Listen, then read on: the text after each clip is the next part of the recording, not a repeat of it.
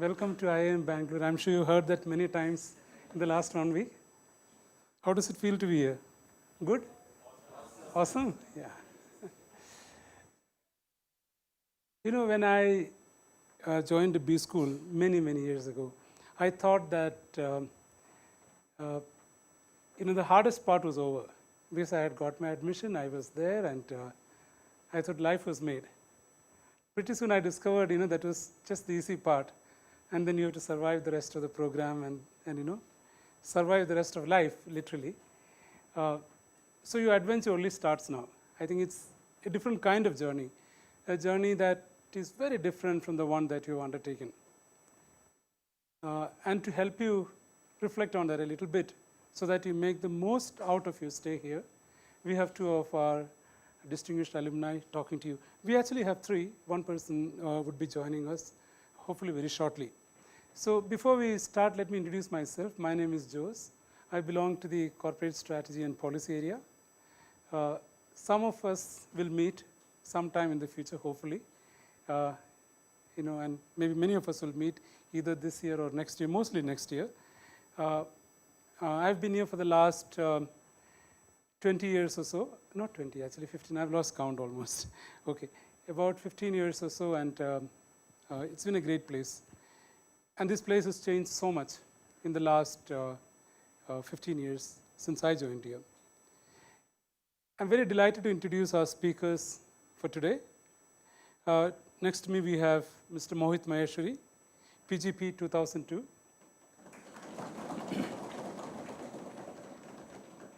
He's the co-founder of Goodbox.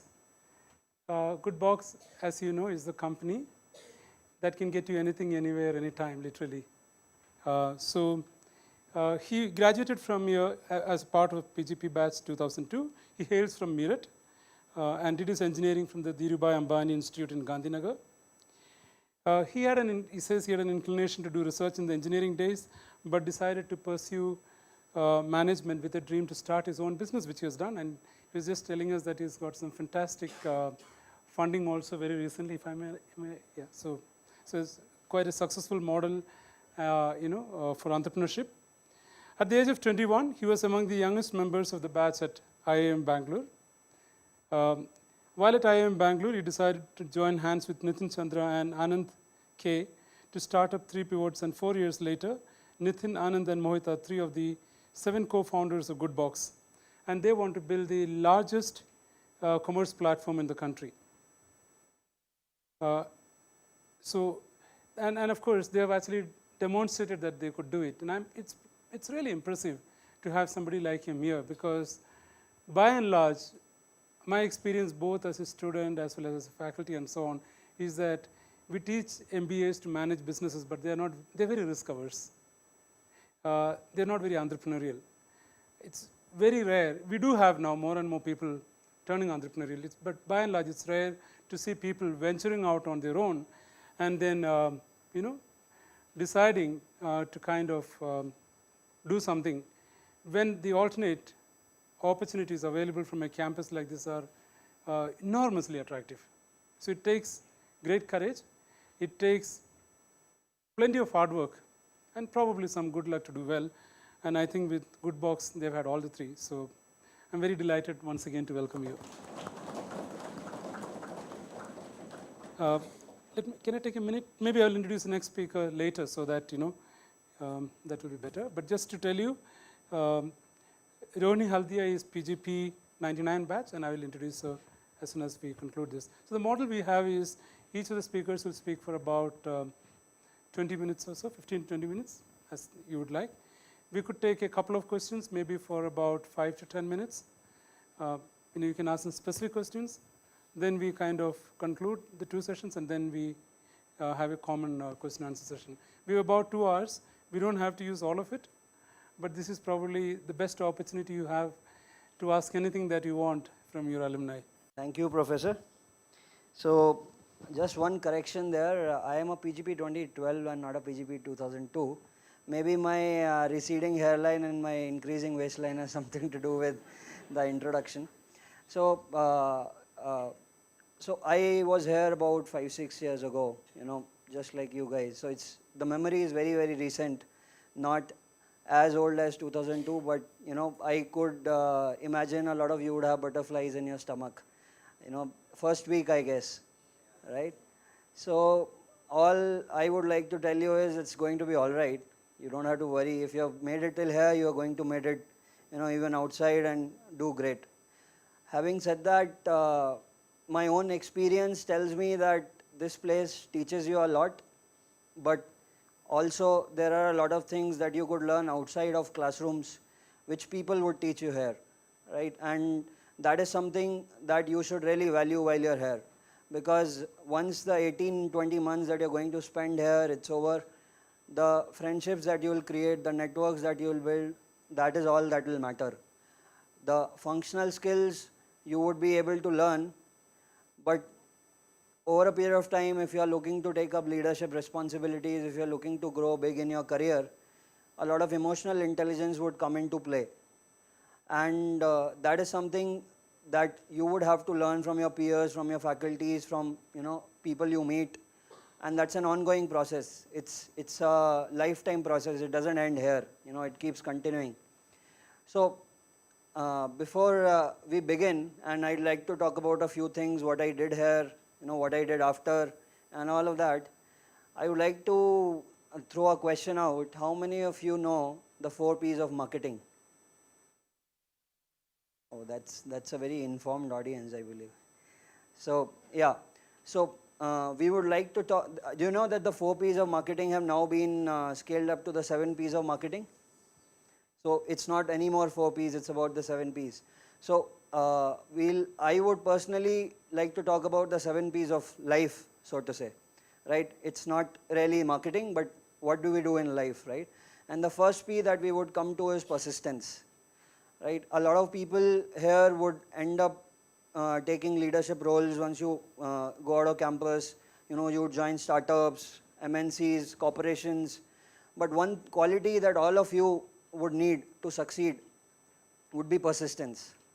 And when I say persistence, I say that from my own personal experience of having done startups for almost 4 years now, having failed at 2 and taking this one to some level. I would say we have 0.5% there, 99.5% is still yet to be covered.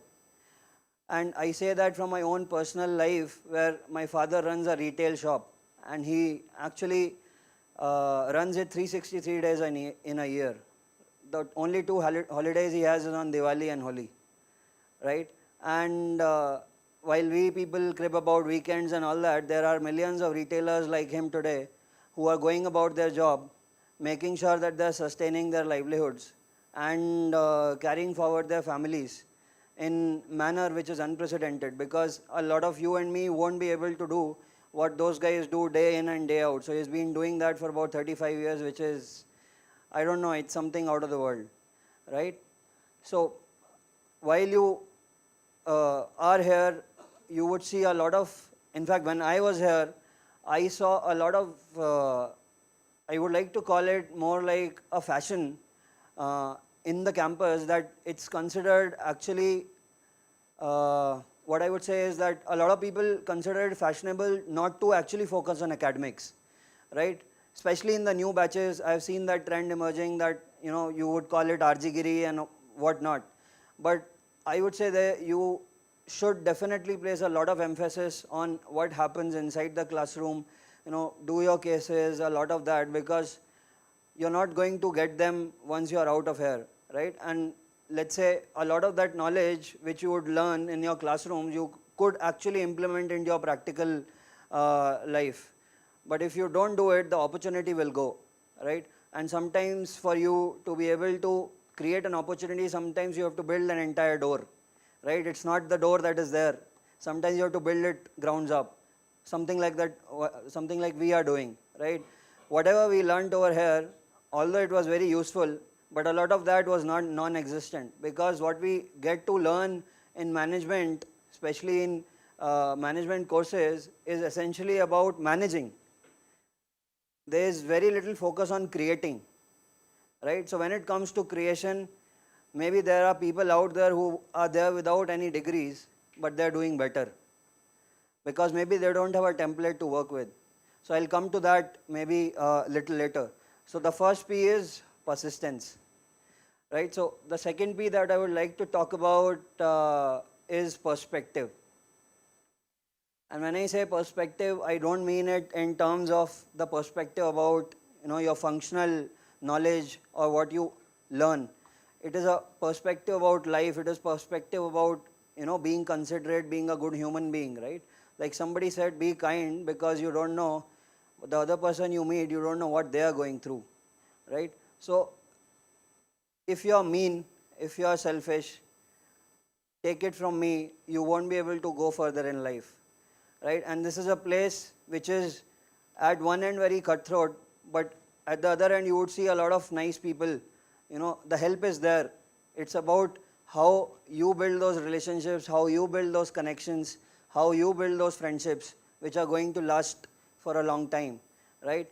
And no matter who we are, no matter we might be a DML or the gold medalist or the grades won't matter. What will matter is that how we build those relationships which are even sustaining even outside of IIM Bangalore, right? So the next P would be positivity. You would fail, you might get a C or a D, won't really matter. What will matter is how you are able to pick yourself up and keep going, because that is essentially what the place will teach you. It doesn't matter if you are able to balance the balance sheet in the financial accounting course. You might still end up continuing in your program, but you have to balance the balance sheet of life. That is what matters. There are assets and there are liabilities, right? I don't know if I'm making sense. Am I making sense? Yeah. All right. So that's the third P, positivity, right? The fourth P that we are going to talk about is prioritization, right? We will always have more to do than we can chew, right? As Zuckerberg said, right? If you are running a startup, for example, or maybe if you are in an IIM program as well, you better choose between family, friends, fitness, sleep, work, right? If you can look at me, definitely I've discounted on sleep and I've discounted on fitness. But yeah, I keep my friends and family close and I look at my work very closely, right? So a lot of you would have to make those choices. You will have to choose between personal life, professional life. Well, like in IIM, when we were there, everybody used to say studies or sports, right? There would be a bunch of people who would be able to balance both of them, but you would always have to make trade-offs. Life is about trade-offs. So the fourth P is about prioritization. So next, I would come to something which is patience, right? So there's this whole theory about delayed gratification. I'm not sure how many of you know this experiment which was carried out in 60s and 70s in Stanford. Do any of you know about the delayed gratification experiment? Right. So it's something similar to that. So in the 60s and 70s, there was this professor in Stanford University. He decided to conduct this experiment with kids. So he got kids in one room and he told a bunch of them, if you want a small prize, you will get it right away. But if you are willing to wait 15 minutes, I'll give you a larger prize, right? And a lot of those kids were tracked over a period of time, and what came out was that a lot of people who are willing to wait for good things eventually happen to them. And it's one of the ingredients that you need to succeed, because sometimes things won't go your way, right? Sometimes you would want something, you would want a promotion or you would want a good grade and it won't happen. But are you willing to wait and keep doing what you want to? Are you willing to wait for good things to happen, right? So that's what delayed gratification is about. And that is one important quality that managers of tomorrow, leaders of tomorrow would need, because while we are in a very fast-pacing environment, everybody is going after the highest valuation or the highest, pay packages, so to say. But it is very important to understand what you as an individual need. It's not what your friend needs or what your peer needs or what everybody is after. Maybe everybody would be after consulting or finance. But maybe you're the best salesperson out there, right? Maybe you're the best operations guy. So you have to think about yourself, not worry about where the world is taking you, right? So there's another anecdote which me and my friend were discussing just before coming, right? So there's this whole story, Buddhist story, very, very short story, where a guy is running on a horse, right? And he's going very fast, and a man stops him and asks him, where are you going? And he says, I don't know, ask the horse, right? So life is like horse. Life is taking you in some place, but you have to drive, you have the handle to it. You have to drive it where you want to go. It can't take you in directions where it wants to take you. So that's about it. So patience is another thing. Coming to the sixth P, I'll talk about passion. Right? And when I say passion, I say it from all angles of life, right? Whether it is personal life, professional life, no matter what you do. If you do it in a half-hearted way, again, it will lead to something where you will not be able to achieve what you want to, right? You would see a lot of instances, especially in your IIM programs, where you would probably like to discount a particular lecture or a particular case thinking maybe it doesn't really matter. But it can actually backfire on you and can result in something which, you might end up regretting. And I have examples from my own batchmates, from my own juniors and seniors who went through a lot of ordeal just because they decided to take things lightly in one particular trimester or one particular month, right? So while you will have a lot of fun, it's very essential that you don't drop the ball. I mean, our parents, especially the ones like all of us who come from middle class backgrounds, right? Like they say, 12th kar lo, uske baad masti hai. A lot of people say engineering kar lo, uske baad fir masti hi masti hai. But it doesn't happen like that. You always have to keep working. You always have to keep proving yourself, right? Life is like that. If we don't, if we decide to take it lightly, the competition out there is so real today, we'll fall behind. While you have done so much in your life already, there is still a lot more to do. So that is where I would come to about passion, right? So are we done or are we left with something? We are left. So we are done with persistence, we are done with perspective, we are done with positivity, we are done with prioritization, patience, and passion, right? So the last but not the least, one of the important things that you would need in your career, so to say, would be, can anybody guess?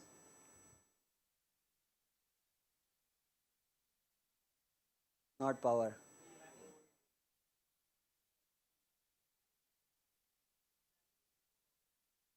Perfection, planning.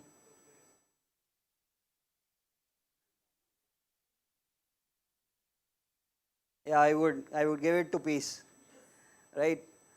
So it won't really matter if you get a C in macroeconomics, right? A lot of us will end up getting C.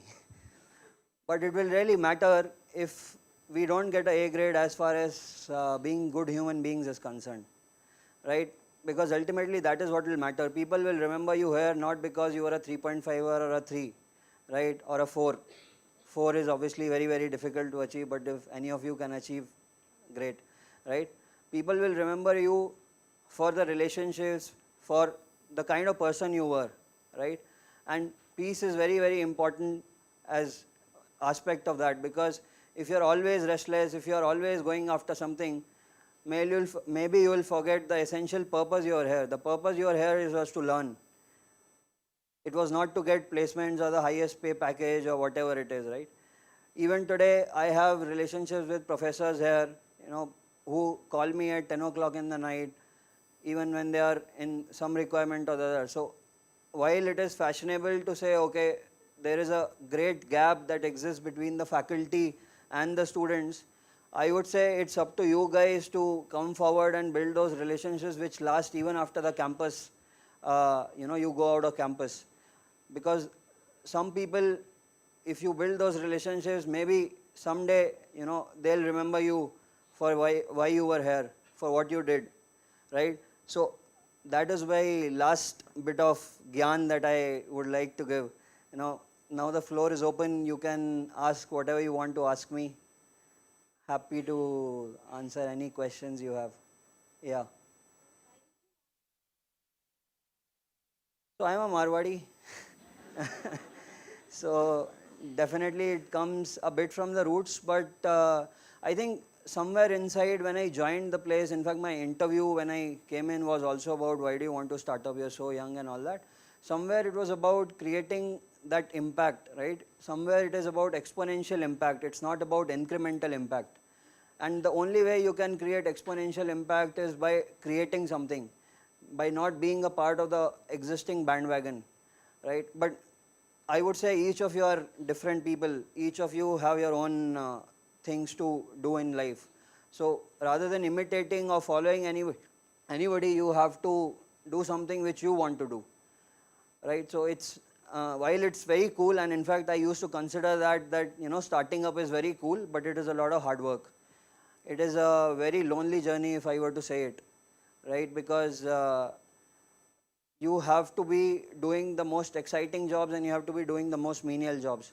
And I'm sure Siddharth is here and he would probably throw a bit more light on that. So yeah, so that's about it. Yeah.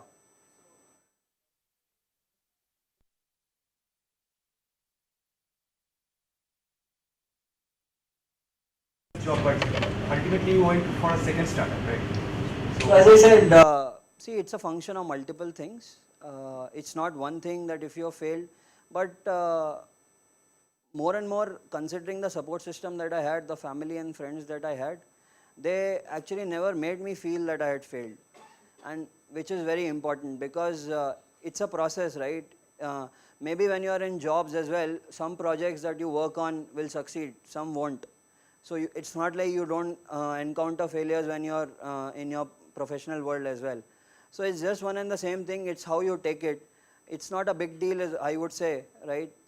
It depends on individual to individual. But we took it in a very positive way, is what I can say, right? Yeah. Yeah. Yeah. Okay.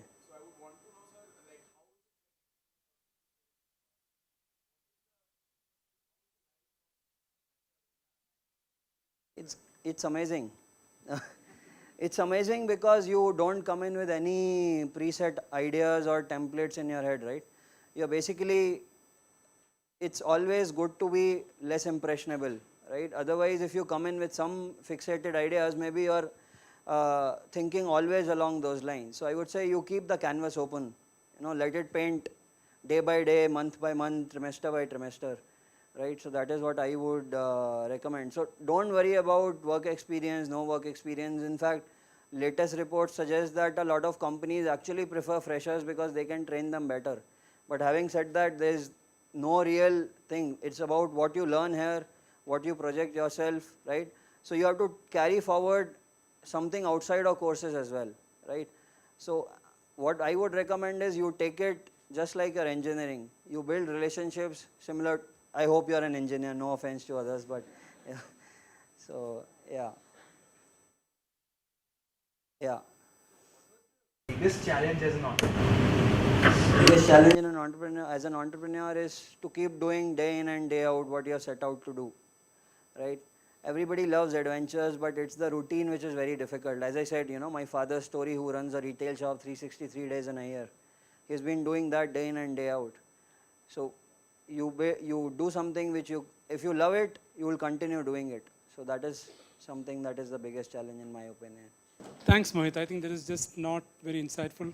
I think it is also very inspirational. I wish I had somebody like you when I joined my school. Nobody gave me advice like that. They just told us that you're very good, and not me. I mean the whole batch, and which is what I think all of you are too. But they failed to tell us, and I think that's a lesson that you said. Very important lesson that everybody is good, and therefore in a world of relative grading and so on, there are some times you don't do so well, relatively. And that's not something that should kind of hold you back. In fact, I'm sure in this class, there are toppers from universities, colleges, and so on, and you've done very well in your life. By and large, otherwise you wouldn't be here. But I think that let's say the the equanimity to take success with failure. The balance in life is really, really important. So there will be some subjects you will do badly. If you're an engineer, take it from me, organizational behavior won't look so good. If you are an economics graduate, then maybe operations research may not be so much fun. But that's what this is about, because as I said, it's about developing lifelong relationships, friendships, and helping each other. There is really no competition here. There are enough jobs and opportunities for all of us out there. And I think this is the time you want to build some really lifelong relationships. As he said, he started his, all his enterprises in collaborating with friends from this campus. And that's the thing that you take away as you go along. I just want to add one more P. I don't know whether you mentioned the word purpose, but you kind of alluded to it in a great way. I think two more P's maybe, since you're on the P language. Purpose is really important, and I think he alluded to that in many ways by saying that you must know what you want to do, and that's really important. It doesn't mean you can't change your path or your purpose, but by and large, if you have some clarity where you're going, then you don't have to ask the horse. You can figure out where you're going. And the other, I think, is, I venture to say, I'm not saying it from a religious sense, I think prayer. What I mean by that, I think what you mentioned as values and so on, that's really, really important. Some mooring in some, some reality. But anyway, this is not my stage to talk. I'm really pleased to introduce the next speaker, Mrs. Roni Haldia. She is from the batch of 1999. I'm getting the year correct, right? Okay. Yes. So, actually, so do I. So she completed an economics degree from St. Stephen's College and then joined IIM Bangalore in 1997. After completing a degree, she worked with Hindustan Unilever for about 11 years in a career that spanned various roles in sales and marketing. And then she did something really interesting, which is she took a sabbatical to raise a family. And so for the next 5 years, she spent life as a happy mom. Still happy and mom, but now back into the working world, and she's recently re-entered the corporate world as the marketing head of Wrangler. And it's interesting because I'm not sure, Rohini, when you joined, what was the percentage of women in the batch? We were 28 out of. Okay, 14%. No, right. Probably very less. But we now have, we just told we have about 29%, and this number has been really increasing every year.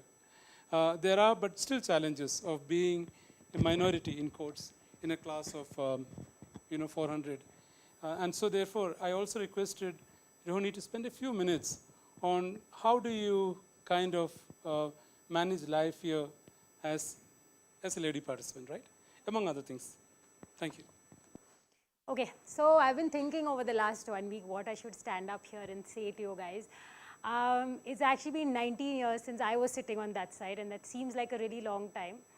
And you would think that I would have gathered some wisdom over those 90 years.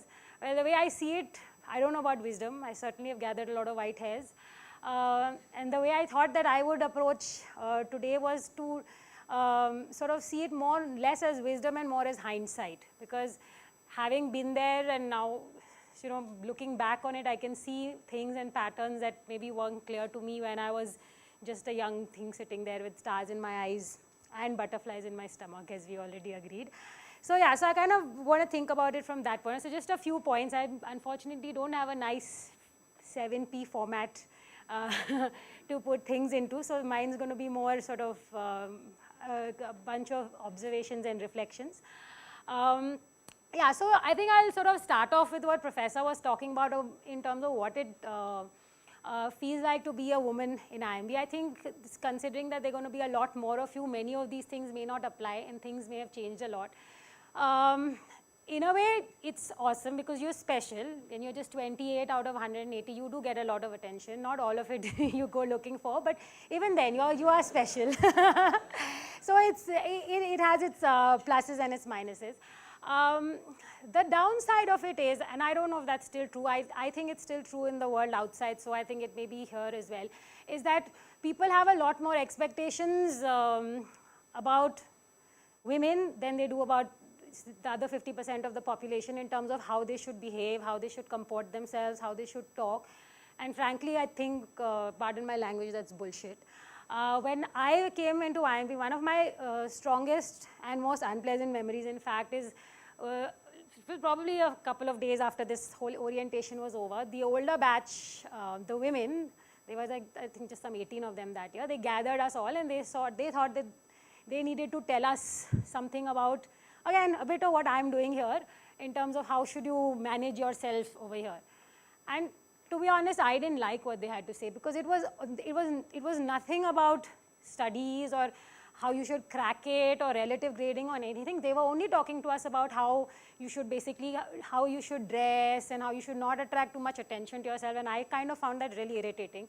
And they were like, how you don't wear, the next night I sort of wore the shortest shorts I have and walked into the night canteen because I wanted to make a point that you don't tell me how to behave. I've come here, I as a woman got as many, whatever, I'm as qualified to be here as any guy here, don't tell me how to behave. And that is at a personal end, but even I find that I've seen that in my work life, in my career, and I saw that in IMB as well, even in terms of how you're expected to behave. You don't get a lot of positive strokes if you're an outspoken woman, okay? I think Cheryl Sandberg's also spoken about it in her book where she says, you know, people use the word bossy when it comes to women. It is meant to be like a B word, and you know, there are other B words also, and I won't say them again because I think I've overcome my quota for bad words. But yeah, that's again something that I find very offensive. I have as much of a right to have a voice than anybody else. And I think that is something that as you go ahead, make sure that you don't lose that voice.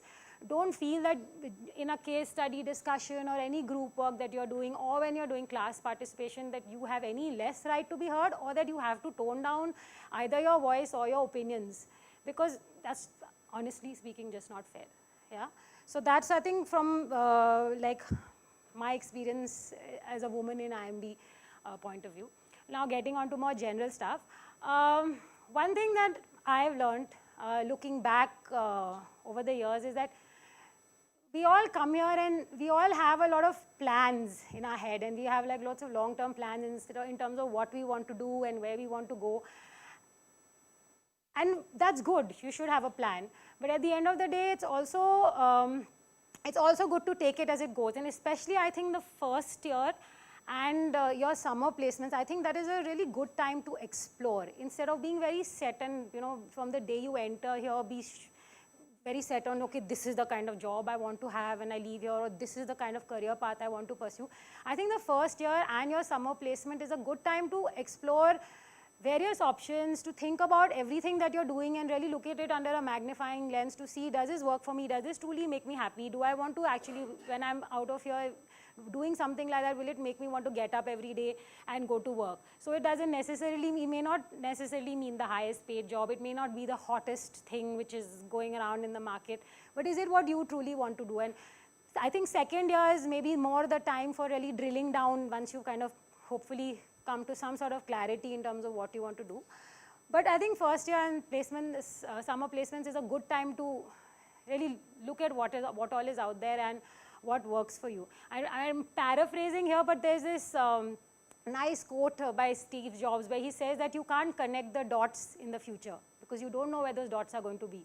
You can only connect the dots when you look back at the past. And this basically again comes down to the same hindsight thing. None of us know what the future is going to be. So be open. You may find that what you decided on day one was your destiny or what you wanted to do. Maybe that's not actually what really suits you, and maybe it could be something else. Yeah, so that's one thing. The other thing is, I think advice is great. Advice is good, and everybody gives you advice, especially in India. Even your next door neighbor has a point of view about what you should be doing, who you should be marrying, what you should be eating, and so on and so forth. But at the end of the day, I think advice has its limitations because nobody in the world knows you as well as you know yourself.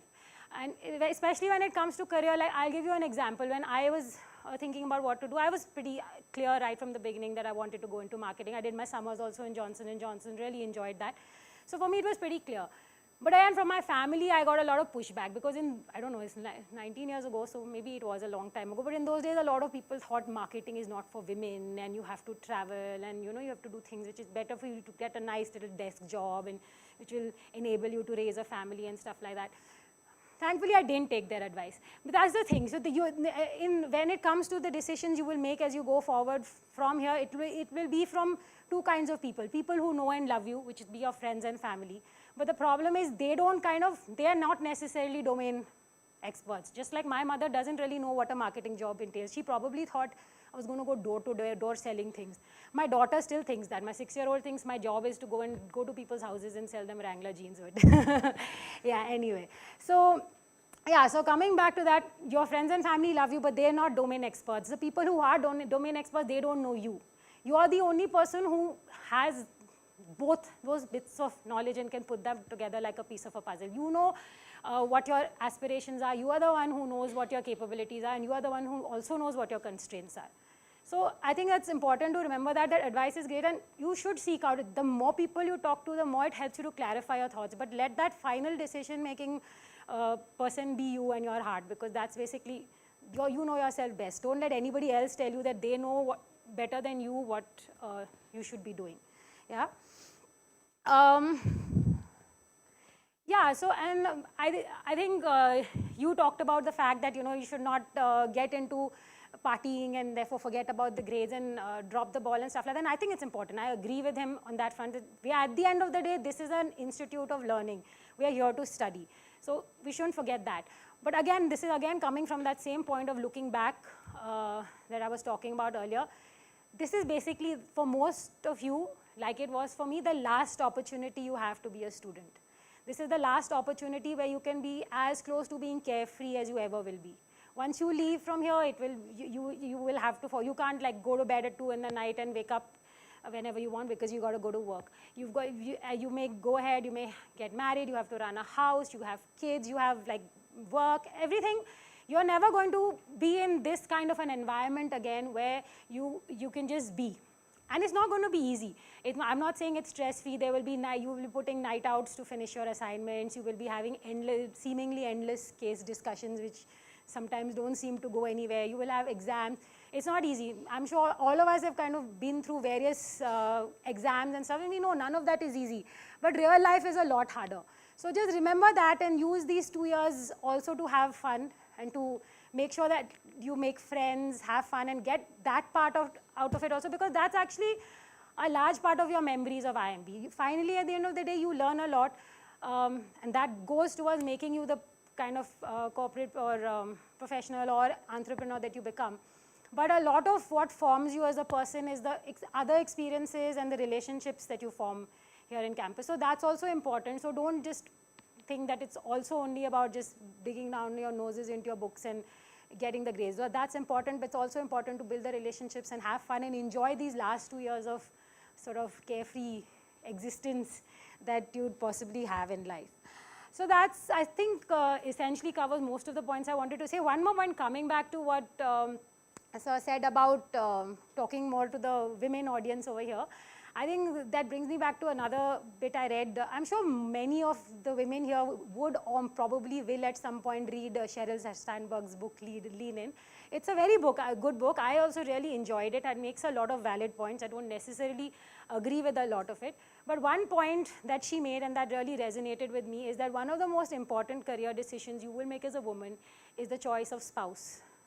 And I say that here and now today, because I don't know how it is now, but it is statistically quite probable that you will marry somebody you meet over here.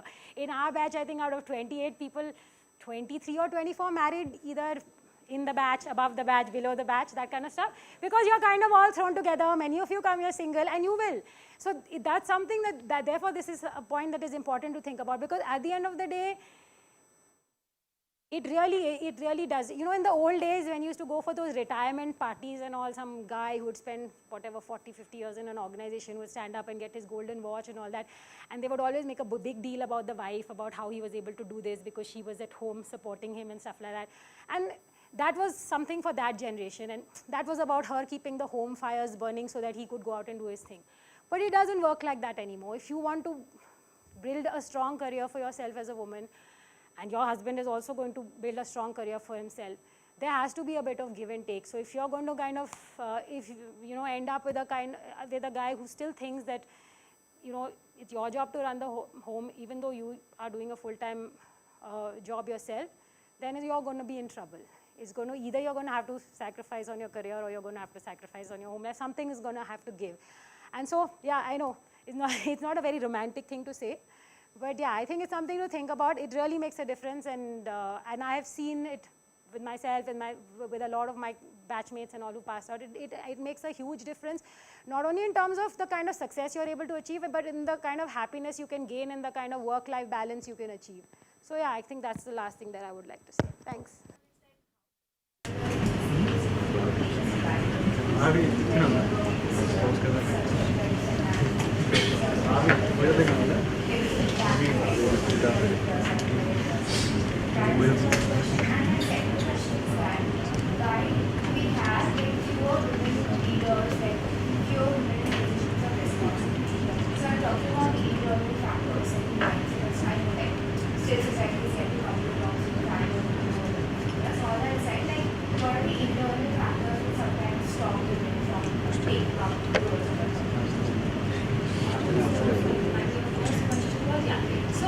Taking a sabbatical is not hard. Getting back from the sabbatical is hard. That's the hard part. So yes, it is hard. You have to go into this with your eyes open. In my case, my family needed me then. So I took that decision. But like you said, you will lag behind. You can't say, I'll take a 5-year break from my career and then I want to come back exactly where my PGP batchmates are, where they are. You're going to be 5 years behind me. There is a good chance, if I didn't go back to the organization that I worked for, but there is a good chance that if I went back, my boss would have been somebody who joined the company just when I did. That's something you have to accept. So there's no such thing as a free lunch in life, right? So if you're going to take 5 years off, you would pay 5 years of your life. So you will be 5 years behind say the top of your batch. So if you were, if in terms of career growth, if you had been along the top of your batch, you will be 5 years behind now. You may be still ahead of the people who didn't do so well, but at the end of the day, you have to change your benchmarks. You have to actually make your benchmarks a lot more internal, which is what I have chosen to do. So I'm currently reporting to a person who's not from IIM Bangalore, but he's, I think, 2002 batch. So he's actually 3 years junior to me. But that's okay, because I had to reset my bar for myself, and it's a choice I make, and I sort of don't regret. Coming to your question about why aren't there so many women in positions of power, I don't think it is so much about the internal thing, and I don't even think it's so much about society and society holding women back at the end of the day. I think it's a systemic issue, and a lot of it is about the kind of support that women get. And the spouse thing that I was talking about, that is one of them. But generally, the system is geared against women with families being able to continue with their careers at the same pace as they could before they had kids. In India, we don't have quality daycare. We don't get the kind of, generally daycare and help. The general Indian male is a male chauvinist. They have not been brought up in houses. I'm very lucky. I married, my mother-in-law was a gynecologist. So my husband was washing dishes as a teenager, okay? So he doesn't have any hang-ups. But most of my friends, when I see their spouses, they are not brought up to support their spouses having an equally demanding career. They may be earning as much as them, but they still expect that they do all the stuff that is traditionally fallen to women. You look at things like school timings. Why don't we have school timings that match office timings? Why must my kids leave home at 7, then I'm twiddling my fingers for 2 hours, then I go to work, and then they're back way before I'm back?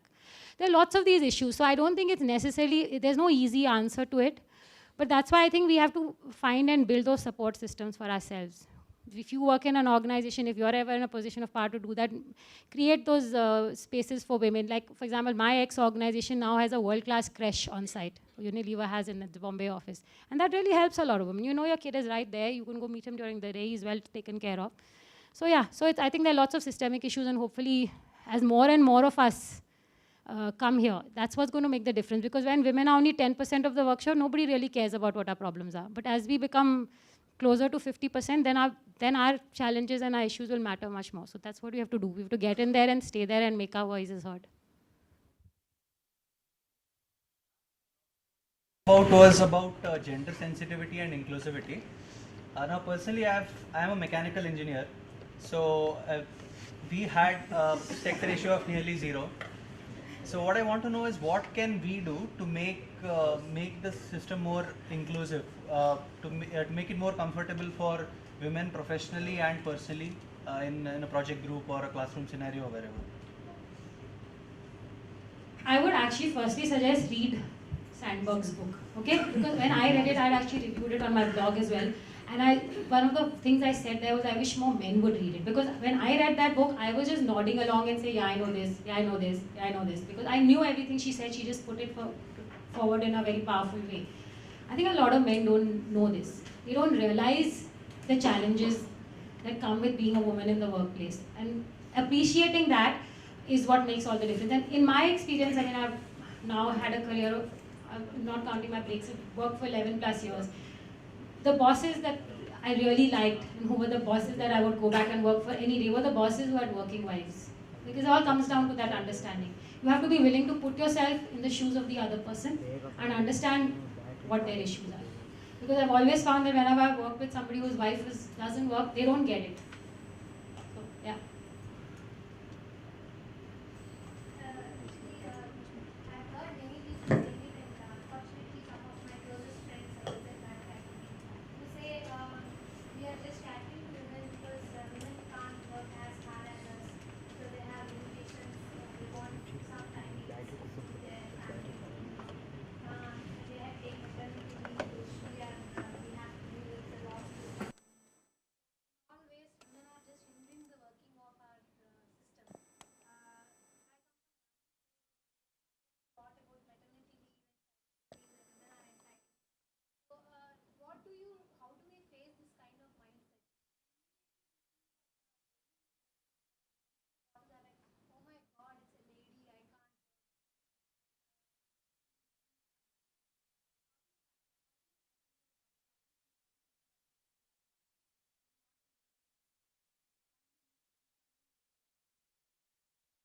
What I really think if somebody thinks like that, still they should go back a few centuries or something like that. Because, I think these are such ridiculous notions. I mean, I've seen this a lot. A lot of people seem to have a problem with the concept of maternity leave. But at the end of the day, if you look at a woman's career, if you're really able to look at it over a 40-year or say 35 to 40-year span, maternity leave is what, 6 months. Yeah, in most companies in India give 3 months, 3 plus 3, 6 months. That's what we're talking about. I mean, I don't know why people quibble about this and say a woman is a lesser resource because she's going to take 6 months off in the entire span of her career. Really, I mean, it doesn't, I mean, there's no like one fixed solution to it. I think really things will change as more and more of us come up. Like I talked about the fact that, like the kind of lecture that we got from our senior batch when we joined, I don't think that would happen again because there are more of you now. There's more diversity and not everybody is expected to walk around in a salwar kameez and keep their head down, right? So these things, the more women there are, the more it will change. And I saw that in Unilever because Unilever as a global organization has a very strong diversity drive. So they've always kind of made sure, and the numbers have been increasing since I joined. And I've seen the difference that it makes. Because for the last few years before I left, our head of HR, the director HR was a woman, and that's why all these things came about. The crash, there was some flexi hours policies that were put in. Maternity leave went up to 6 months from 3 months. There just have to be more of us. So just we have to get in there. We have to stay there no matter what anybody tries to do, and then we have to change the system from inside because nobody else is going to do it for us.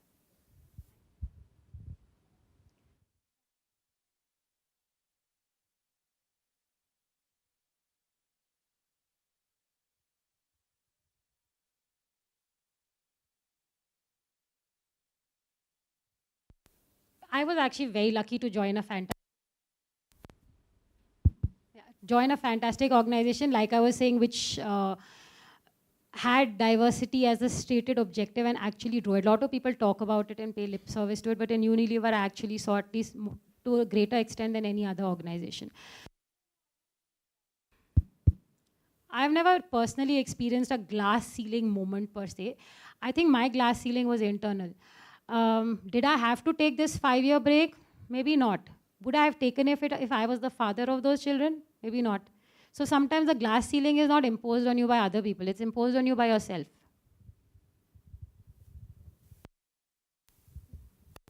Thank you very much. I think that's such a classic. Thank you. I think you so succinctly brought out the challenges of being a girl in this group and being a woman in a more professional atmosphere. But I have to tell you that things have really changed in the last 19 years. And things have changed so much in this class, I think in this institute itself. And I'm sure they had some sessions on gender sensitivity and so on. Yeah, but by and large, I think there is really no difference in our campus, in terms of boys or girls or anybody else. I think everybody parties equally hard. Everybody sleeps in class. And everyone performs equally well or badly. And I think as faculty, we don't really, we really make no distinctions between men and women in a professional sense. Now, if at all you do experience anything in any other way, you should just speak out to any of the faculty members or to your program chair, and they will take care of it. We are very conscious about the fact that we have to make it really an equal place for everyone. Having said that, there are one or two things I think she really very beautifully articulated. And I think those two lessons are not just for the women of this batch, but also for the men. I think the first, of course, is be yourself. And no matter what it is, you've reached here by being yourself. There's no need for you to, kind of transform yourself for somebody else's sake. But I think what she also then went on to say is, to be yourself, you must know yourself. And I think that's the point that you're making. That's equally important. Very often in life, we tend to kind of, just coast along. Because you have nothing better to do after 10th, you do it 12th. And because everyone is doing science, you do science. Everyone went to engineering, you went to engineering. And everyone wants to go to IIM, so you land up here. These days, of course, there are too many options. You can do other things. But that's really not enough, because if you've coasted along so far, I think this is probably the point that she made, that this is probably the last chance for you, in a way, to define who you are and choose a career, to go back to what Mohit was saying earlier, to choose a career that you are passionate about. And I think you should make the most of it. This is a place where you can truly discover yourself. But that discovery has to be initiated by you. You have to really, all of us are willing to help, but it's unlike the other places, the faculty will never call you and tell you, please come and talk to me. By and large, the faculty put their head down when they meet you on a corridor, and you do likewise. It does not always happen, but if you approach any of the faculty or any of the staff here, they will be extremely helpful. But you have to approach them, you have to reach out and so on. And I think the third point you made, and I really want, I appreciate that point that you made, because I think, I'm glad you made it, because I couldn't have made it. The fact that statistically most people end up with life partners from within or around the batch. This is a free world, your choice, and everything is fine. I think there's only one question that you want to ask yourself. The person you choose to be your life partner should be the face that you want to see 50 years down the line in the morning when you wake up. And if that's the case, then, it doesn't matter where you make the choice. But that's really, really important. So from those nice, wonderful life lessons, I really liked it. And thank you so much for being so frank. Though I have to tell you, we have changed, and we're still trying to change. I would like to now introduce the third speaker of the day, Mr. Siddharth Gupta, batch of 2009. He's the co-founder of Tribo. Tribo Hotels is India's only brand in the budget segment, and is currently present in 17 cities. He has had a very distinguished academic career too. IIT Roorkee in 2006, and even more distinguished MBA from IIM Bangalore in 2009. Joined McKinsey, where he served clients across various geographies in the financial services and consumer space, and then went on to join Myntra. I have to tell you, Myntra is doing a good job. And my wife also plays a role in making them rich, because she buys stuff from there.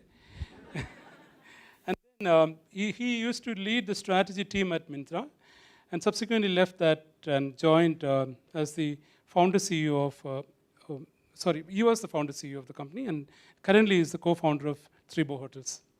Siddharth?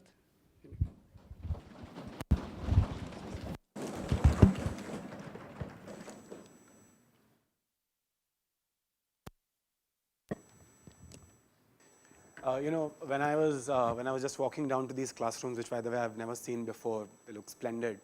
I was thinking to myself, oh God, it's been a really long time. I feel like a complete oldie. You know, it was 7 years back that I graduated from this place. And then such is life that, you know, you hear such kind words from Rohini, who said that, you know, I wish that was not 1999, but 2009. I was like, not that bad after all. So really glad to be here, guys. Let me just start with saying that you guys are sitting at probably the inflection point of your life, of your careers. I have to say congratulations to all of you, first of all, for making it to this fabulous, fabulous place. A round of applause for all of you. I say that this is an inflection point because if I just use the single data point of my life, IIM Bangalore has it in itself to really influence your lives in many ways. Of course, we already spoke about the part around finding your life partners, which is also very important, but equally in your professional journeys as well, this is indeed an inflection point. I say this because back in 2007, when I got the call from IIM Bangalore, which by the way was the only IIM call I had, this was a special place. Just, I don't know, I'm sure all of you guys are absolute superstars here. You would have aced CAT.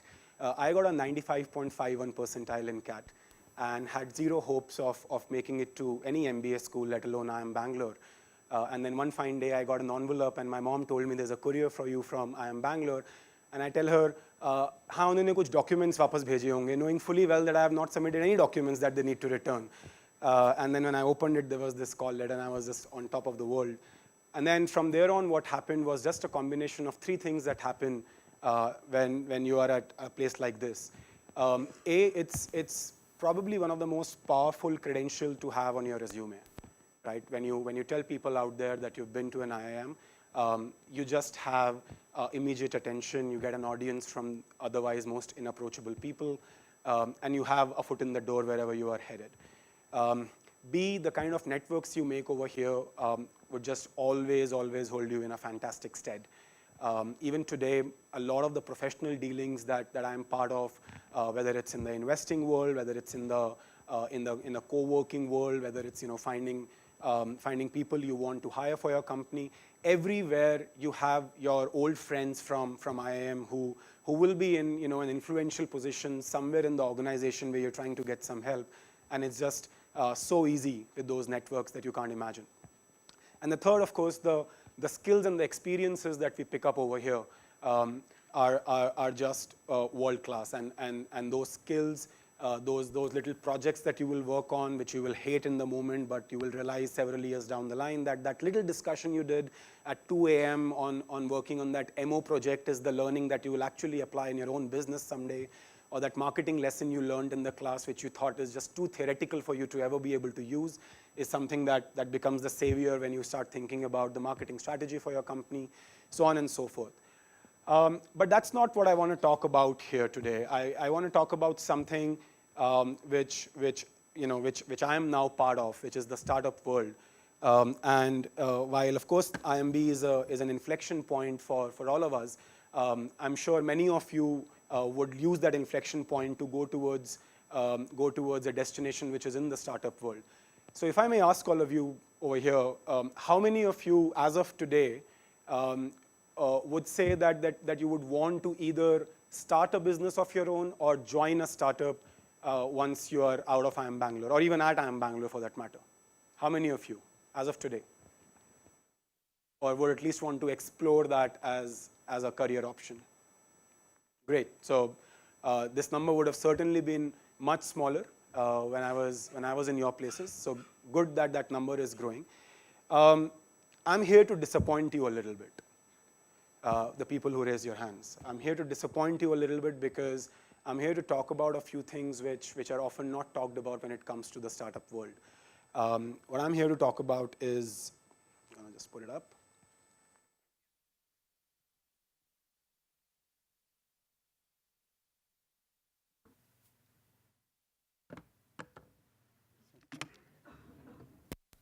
This is working. So, we often hear fabulous stories about startups in the press every day. Economic Times in particular is a huge fan of reporting about startups and how they're raising hundreds of $1 million in funding and how they're making a lot of money, etc. The reality is that there are a lot of truths about the startup world which are often not discussed. These are things that are not worthy enough for the media to write about, and therefore people on the other side will probably never really get to know about them unless you are in the world yourself or talking to someone who's from the startup world. So I'm going to tell you about the 10 sexy myths about startups that most people will let you live with, right? The idea, by the way, here is not to discourage you or dissuade you from starting a business of yourself or joining a startup. The idea is to make sure that you are walking into it and making a more informed choice as you do that you're aware of the realities of this world as well, and not just the fancy, glorious things that you see in the press. So let's start with the first one.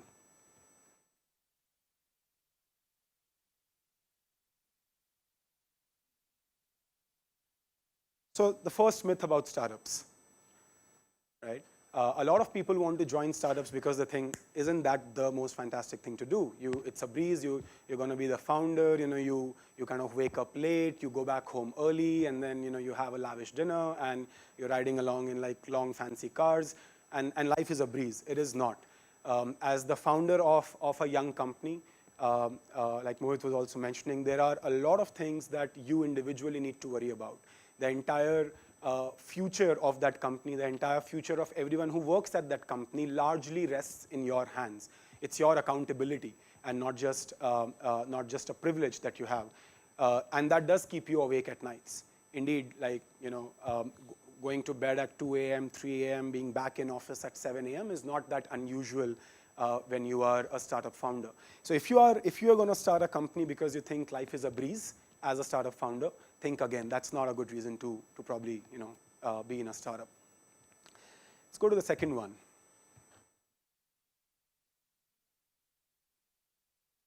Statistically speaking, 95% of startups in the country, in the world, my apologies, in the world, do not manage to raise any funding. Only 5% startups get to a Series A funding. And from there onwards as well, there is almost a 70 to 80% drop at each stage of funding before a company gets to a stage where you don't need money anymore and you are kind of successful. So again, this is one of the reasons why a lot of people these days get into the startup world thinking that, hey, look, Flipkart is raising $1 billion. I'm just asking for 5 million, so that shouldn't be hard, right? So, but that's not true. There are tons and tons of companies which need money, which have good intentions, which go out there to build a real business, but along the way do not necessarily manage to get external funding, and that's something that could derail your plans. So don't do a startup if you just want to raise money.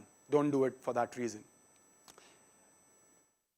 Yeah, not everyone raises money real quick. The ones that don't raise money are the ones that you don't hear about in the news. But that's not true for everyone. The third myth.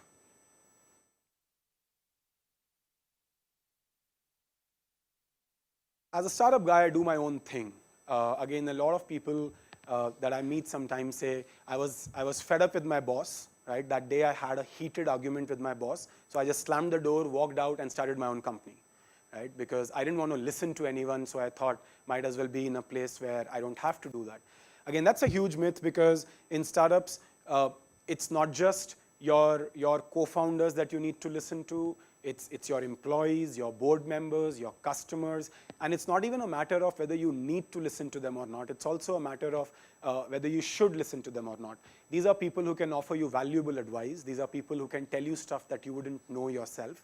And therefore, it's only in your best interest to actually take their advice, listen to them, and do something that's in the best interest of the company, which may not always necessarily be the thing that you think is the right thing for the company. And again, so therefore, if you're starting a company because you want to be your own boss, well, that will be partly true, but not entirely. Yes, you will have some flexibility in life. You get to kind of mold your lifestyle to some extent. But does that mean that you can be a complete autocratic maverick? Probably not.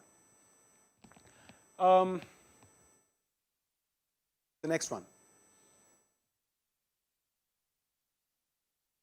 how often have you said this to your friend at 3 a.m. when you're like 4 pegs down and you're like, तेरे को मैंने कहा था 3 साल पहले कहा था taxi business शुरू करते हैं आज ओला बन जाते, right? I'm like, that is the idea that would have been $1 billion idea, and you idiot, you never let me do it, and look what we have lost out now. There's a myth in that. While of course, I mean, if you had started a taxi business 5 years back, you would have been the founder of a very, very successful company today. But having said that, it's a myth that ideas make the startup. Right? A lot of times when you think about starting up, the first discussion, which is not entirely wrong, but the overt importance given to coming up with this most innovative idea is often misplaced. That's not the bedrock of a good startup. There are people who have started a company on a fairly mundane idea, but have executed beautifully, and that's what it takes to build a startup. Which is your favorite startup in the country right now? Names, anyone? Sorry? Redbus, okay. Oyorooms, okay. Grofers. Like what happened to the Flipkarts and the Olas of the world? So, if you think of it, some of the largest companies, largest startups today were actually built not on an idea which was novel. Do you think Flipkart was the first e-commerce company in India? When did e-commerce start in India?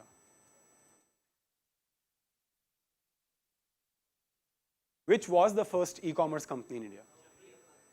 Sorry? Junglee was partly there. Which else? Ever heard of this company called Make My Trip? Weren't they the first e-commerce company in India? They started back in 2006, by the way, and e-commerce is a phrase, is a word that actually been doing rounds for more than 10 years now, right? And obviously Amazon in the US came to life, I think way back in 1998 or so. Same for, let's say, Ola, or to some extent, Uber, of course, as well, because it was not a new thing when they started out to be an organized player in the taxi space. By the way, when I was in your place, when I was on campus, our favorite taxi service was Meru, right? Because that was the year in which Meru launched, and for the first time ever, there was an organized company in India offering taxi services. So those ideas were always there, but what these companies did was to just execute much, much better. They did the same thing, but they did it differently. And that's been the reason for their success. So again, when you decide to launch a business of your own, and if you're super excited about the idea, know that that's only the first step. You need to be super excited about the idea, but that doesn't suffice. You need to go the next mile, execute beautifully, and only then you will be on the road to build a successful company.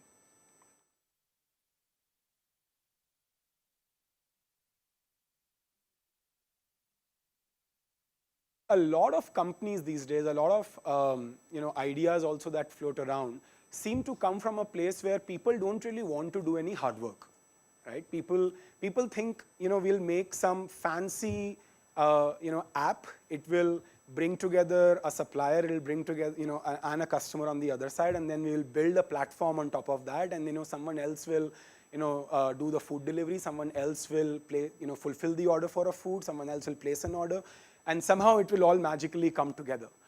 And of course, it seems that now that once you have the money in the bank, that's all you need to do, and you will have the ready recipe for a successful company.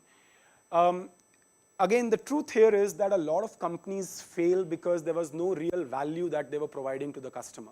When you think of your startup idea, think of whether or not there is true value that you're providing to the customer that the customer would want to pay for.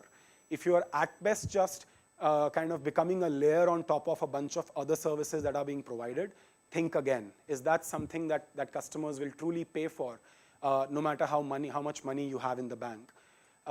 So while these are a lot of fancy buzzwords out there in the market today, mobile only, platform of platforms, asset light, hyper local, etc. But if you're following the startup world, a lot of companies that are failing, not just in India, but globally as well, are companies that never really had a real business model. So make sure that you're building something that creates value for the customers. Next one.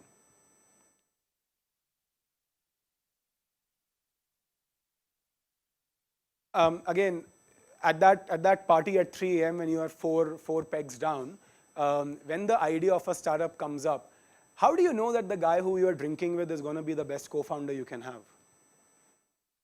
I mean, I'm not saying this because he's already drunk on 4 pegs, because you are as well. I'm saying for other reasons, how do you know that your best friend is always necessarily going to be the best co-founder that you can get? 65% of high potential startups fail because of co-founder issues. When we were starting out, me and a couple of my co-founders, a lot of people told us, choose your co-founders carefully. It's actually no different from getting married. It is indeed, the kind of, and it's funny, the kind of advice they used to give, if someone didn't know the context, you would actually think they're talking about finding your spouse, because they would say, you need to have mutual trust, you need to have compatibility, you need to have respect for each other. And like, hold on, I'm already married, like, what are we thinking of next? But indeed, that's the case, that finding a co-founder is as important a decision, and therefore as hard a decision as well, as it is to probably, choose the person who you're going to spend your life with. And a lot of people take this lightly, and it's okay as long as things are going steady, as long as your business is doing well, you're hitting your milestones.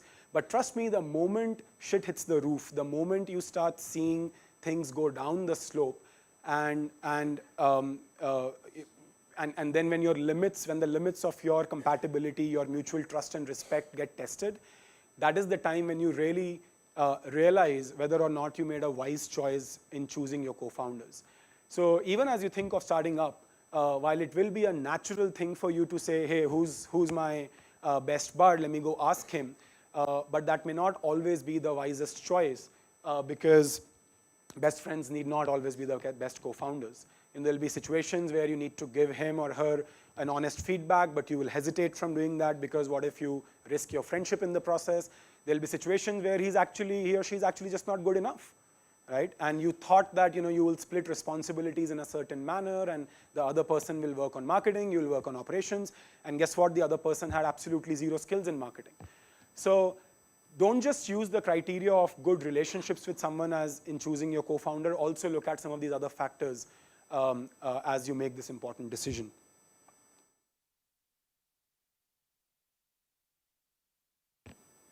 Now, this one is more about joining a startup. There are lots of startups out there today. Lots of them are obviously hiring in large numbers, and what they offer is phenomenal large amounts of equity.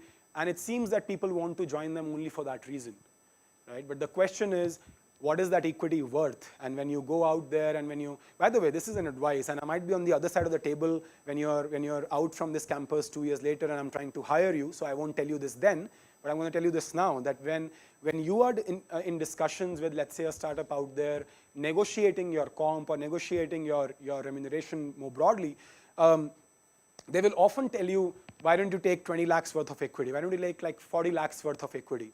Please know that equity is not real there and then. What is more important is whether you see the prospects of that equity becoming real in 4 years' time, when all of it vests, when all your stock options vest. So don't be in a hurry that, hey, look, what are you saying? Are you telling me you're going to offer 50 lakhs worth of equity? That means like in 2 years, I could be richer by 25 lakhs. Wow, that's a great offer. I'm going to take it. Do it only if you feel that the company actually has it in them to justify that equity, for that equity to truly mature into real money for you 2 years, 3 years, 4 years down the line. And that's correlated to how much you believe the company can be successful. So that has to be the core reason for you to join a startup, not the fancy equity amount they put on table, because it's no more worth than the piece of paper it is written on.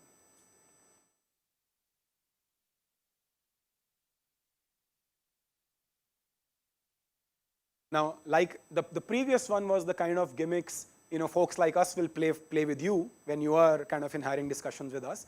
This one is a gimmick that a lot of you folks will play with us when you are in discussions to join us.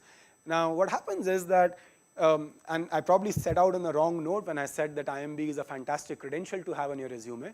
The problem with that is that some of us try to play that a little bit too much, right? And as a founder, when I'm hiring for Treebo, I have a lot of people who would approach us, who will reach out on LinkedIn, and we'll be excited to see their resume, because indeed they will be from IIM. And then when they come and talk to us, and we ask them what kind of roles would you like to play, you know, we are an open organization, we can offer you a lot of flexibility, so what do you want? And they'll say, yeah, you know, I was thinking if I could be the AVP of operations maybe, or the VP of operations. And we're like, hold on, didn't you just graduate in 2015? And you know, you not really had any work experience so far. This is going to be probably your second job. The first one you didn't stay much longer in. What gives you that sense of entitlement? And this is one piece of advice I would definitely leave you guys with, that while on the one hand it is no doubt a fantastic place to be to be able to tell people outside that you're from IIM, and that gets you a lot of opportunities, but at the same time have that humility to learn along the way, right? Have that knowledge, have that self-realization that despite that credential, there is still a mark that you need to leave on the outer world as well. You need to prove yourself, you need to learn along the way, and not just walk through the doors asking for the moon. Because people who I've seen really become successful in life, not just in startups, but in other organizations as well, that humility is what has carried them through, and not just the credential on paper. So keep that in mind when you are, you know, looking for opportunities to work at a startup.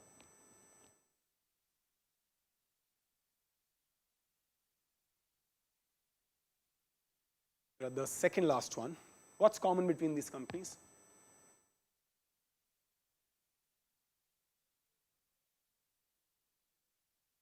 Fair enough. That's probably now the common trend across the board anyway.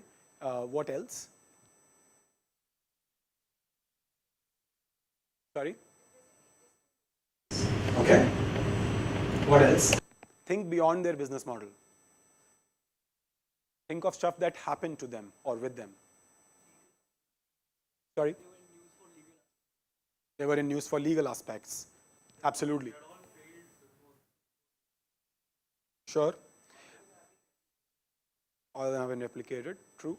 I'm gonna pick this one because that's what I want to talk about with this example.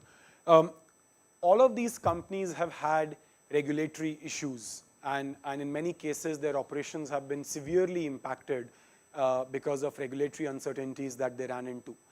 While it is obviously very unfortunate that that happened to these companies because they were doing great work otherwise, the thing that I want to tell you is that, again, when you think of starting your company, don't ignore regulations. Don't be in this myth that, you know, regulators don't get it. You're doing something that they will understand someday, and until then you don't need to worry about regulations. A lot of companies can lose, you know, what they have built over years through a lot of hard work just because they didn't care about regulations enough. When you are starting out, think of all sorts of regulations that could potentially impact your company, and try and incorporate those, try and work within those, rather than work with the assumption that someday the regulations will evolve to kind of take care of the uncertainties at that point in time. It's an often ignored one, but it's an important one because, like I said, years and years of hard work could just be brought down in a crash if these headwinds hit you.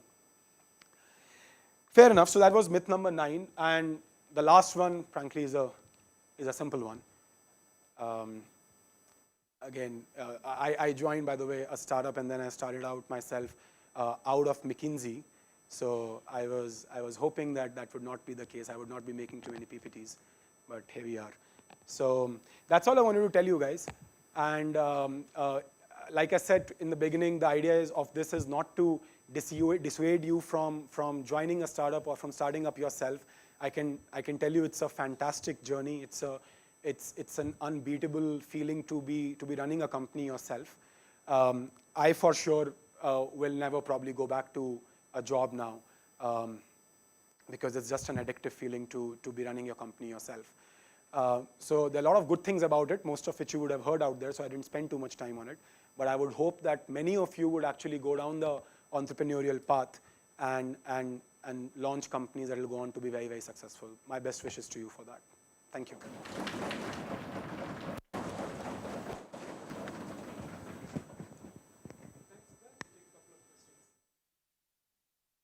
Yeah.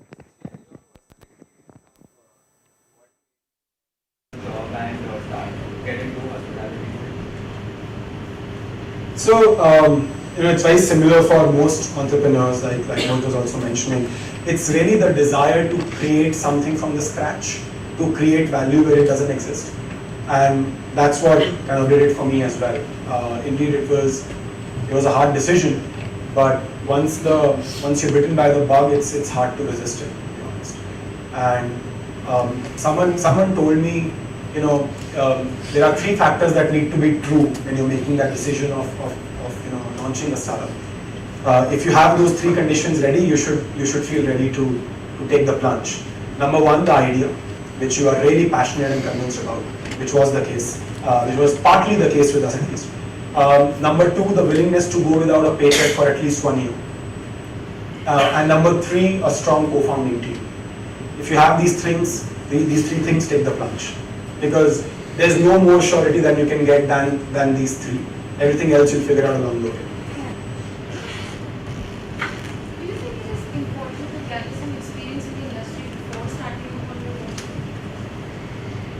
I wouldn't say it's a hard prerequisite. There's no black or white answer to this, frankly. In my case, of course, I did have a few years of experience before I started out. That has helped. But does that mean that you cannot do without it? Not at all. Like I said, you should just think about whether you have this idea that you're really passionate about, whether you have people you can start off with and you're confident that you will succeed with those people. As long as those things are there, then prior experience is not a hard prerequisite, I'd say.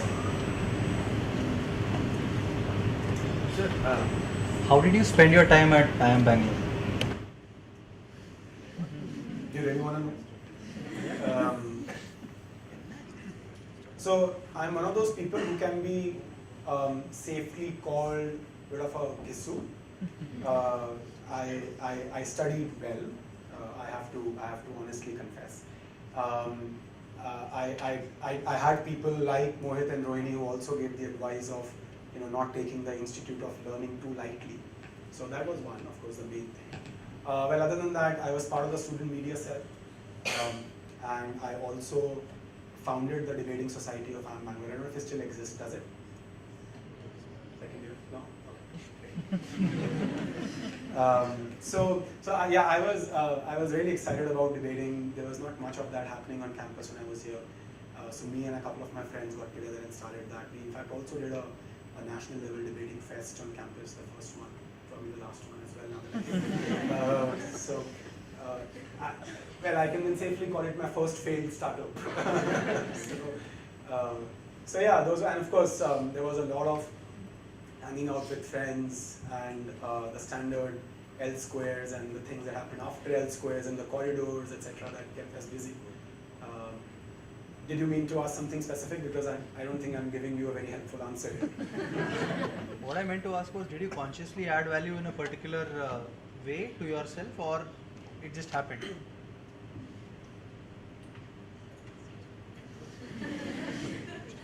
Well, a mix of both, right? I definitely think that just by the virtue of being in this environment, there's a lot that percolates through you, right? I mean, the peer group you are in the middle of is fabulous, right? These are people who've come from varied walks of life, all very accomplished people, and a lot of learning that you will have on campus would be through this group of people itself. So of course that helps. And then of course there are some conscious choices you make, right? Through which you add value to yourself. And in the projects that you choose, in the courses that you choose, in the clubs that you choose to become part of, etc., etc. So if I'm understanding correctly, if your answer is that whether you can just sit tight thinking stuff will come to me and will add value to me while I'm here, don't do that. That will happen, but you have to make your own choices along the way. Because there are multiple ways of adding value over here. There's no standard output that gets created from IIM Bangalore. So make your own choices. Hello sir, a very thought-provoking PPT that was. I would like to ask you, why did you enter into a field? By the way, if I may ask, do you call your PGP 2 guys sirs and ma'ams? No. Thank God. I thought of all things, that should not have changed in the last 7 years. Please feel free to call me Siddharth. That was already ventured into earlier. Make My Trip was already there. Then Oreo Domes is already there. Was the motive like that you can present something better than those players, or it's a 1 billion population, we can all make a profit together. So what was the driving motive behind it? Sure. So I'll try not to talk about Tribo too much because I didn't want to do that in this forum. However, briefly to answer your question, there were a lot of companies out there which were doing different things. If I were to explain to you what Tribo is in 1 or 2 lines, we are essentially a brand in the budget hotel space, right? Think of us as the Marriott of budget hotels, right? We are not a selling agent. We are not a commission agent for hotels to sell their rooms through us. So Make My Trip is a selling agent. It's an online travel agent. That's why they're called OTAs, right? Oyo Rooms is partly similar as well because they sell a few rooms for a large number of hotels. That's also an area where there is a lot of value that can be added, no doubt about it, and there are a lot of companies doing that already. But this area of actually building a reliable brand in the budget hotel space is one that at least we felt hadn't yet been built. Most of the players entering the market were doing that, were becoming aggregators or agents. We are building the brand in this space, maybe the McDonald's of hotels, where so far there have only been unorganized players, and at low price points, we are offering quality that you would only expect from a brand, and that's what we are building.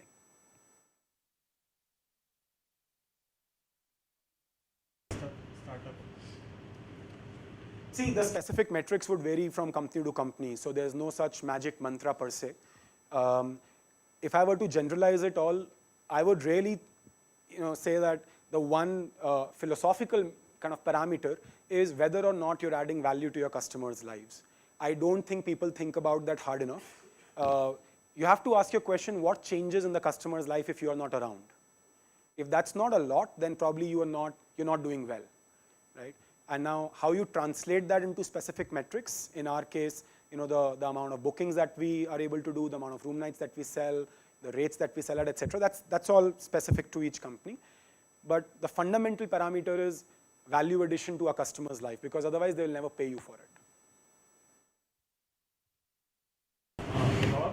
So please let us know if you're exceeding time. We're seeing from the past few months, a lot of startups are struggling with issues of ethics in their organization. You being a co-founder, what are the issues majorly that you face, related to its ethics? Whether you are as a growing organization, so can you just lay down ethics for a side so that you grow very fast, or somehow we see that these issues are kind of getting misguided or misplaced by the co-founders in the startups. So what is your take on that? I absolutely feel that culture in general, including the question of ethics, is something that needs to touch every part of the organization. And therefore, of course, it has to start from the founders because they're the only ones in the beginning. And then it flows through the organization. Culture is almost the fabric that touches everyone, right? It's the fabric of the organization. And indeed, if you have started on the wrong footing, so let's say if 1 year back, when we started Tribo, if we had not set in place a certain set of values, including values on ethics, it's very hard to correct it later on because that becomes the personality of the company, right? You're absolutely right. There are a lot of companies that have come to light recently where ethics. It's very hard to correct it later on. And everyone in the organization needs to become a champion for that. We encourage our management team, our next level team to champion the same values that we have started from day one. There's no way of doing that in pockets or correcting it along the way. It has to be all pervasive and it has to be from day one.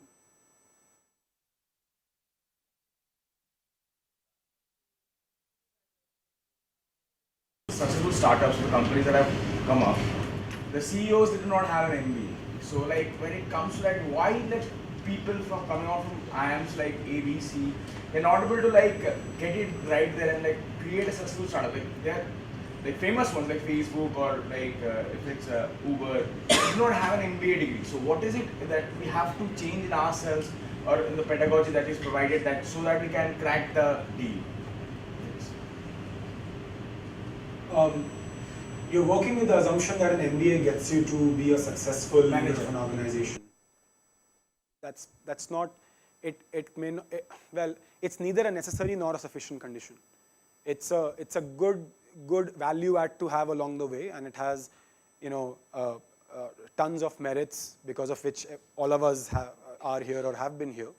But to almost try to do a correlation or a mapping to say everyone who's been in a B school, a good B school, will go on and become a successful entrepreneur or a successful, CEO or a manager is not true, because there is, after all, you as an individual, your personality, who you are outside of this B school as well, that matters. Otherwise, it would be a little odd, right? That, let's say, if in general we are about 25 years old in this room, let's say, and 23 years of who you have become don't matter, and then suddenly the 2 years make you a successful CEO. That doesn't add up, right? So yeah, it's not a given that a good MBA will get you to be the founder CEO of Uber. Good companies are built out of a lot of passion, a lot of hard work, and identifying a source of value to the customers, which can come from anyone, even someone without an MBA. So let's do one final question, and then we will come back to the. I'm happy to, by the way, hang around afterwards and talk to some of you offline as well. About how people management in a startup is different from people management in already established companies. See, the benefit that startups have is that they don't have the legacy of the past, right? They don't have the baggage of the past, which means that you can truly innovate on a lot of your people practices. So in a large established organization, even if there are new ideas coming through to manage your people differently, they are harder to implement purely because there's just so much baggage, right? There will be hundreds or thousands of people who have been used to working in a certain manner which was prevalent 2 decades ago, and it's hard for them to suddenly adapt to the new ways of working. Whereas in startups, you can do whatever you feel is right for your organization. You don't have any legacy of the past. So, for example, we have some fairly interesting people policies as well. We have unlimited vacations that you can take at Trebo. Nobody counts your leaves, right? We don't have any fixed office hours. Of course, that's true for a lot of organizations these days. We have fairly interesting ways of reviewing our people, which is different from the traditional performance appraisals that are conducted in large organizations, so on and so forth.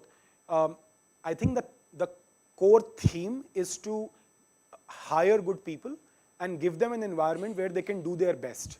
Give them that flexibility, give them the autonomy where they can do their best, rather than keep people enclosed in boxes of policies or boxes of old ways of doing things. That, I think, is the big difference between old established organizations and startups, just much more openness and willingness to do things differently. One final question from you. Yeah. You were talking about networking, right? And everyone does have one networking.